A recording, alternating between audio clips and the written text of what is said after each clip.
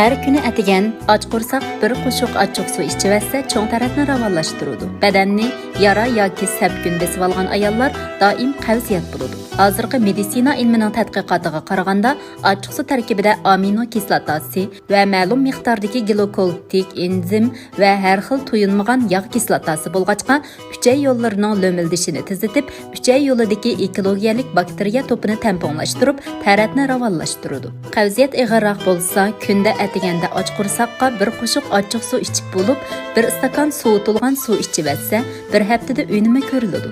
Uxlashdan ilgari 15 ml achchiq suv ichiversa uruqlaydi. Uruqlash ayollarning orzusidir. Achchiq suvda 20 necha xil amino kislota bo'lib, qanatning almashishini tezlatib, xolesterinni tuvallatadi. Doim achchiq suv ichib bersa, badandagi yog'ni xo'ritib qolmay, qanat, oqsil qatorliq moddalarning ravon almashishini ilgari surib, odamni unumlik uruqlatadi.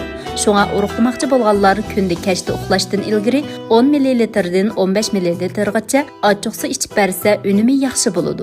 Badanni oq achchiq suv surib o'lisa, qo'riq va baldur qayrishning oldini olg'ili bo'ladi.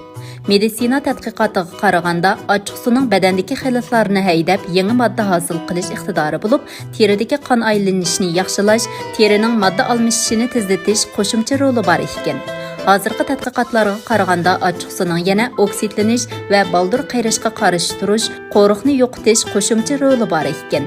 Kechda yuzni yuvib bo'lgandan keyin bir qoshiq achchiq suvni suvga aralashtirib, palkuch bilan yuzdagi qo'riqlarga surtib, 3 minutdan 5 minutgacha bo'shroq ulab, yuzni ilman suvda yuviversa, qo'riqni yo'qotishga foydasi bo'ladi ekan. Buningdan sirt achchiq suvni isitib, putni yuvsa, uyqusi yaxshi bo'ladi ekan.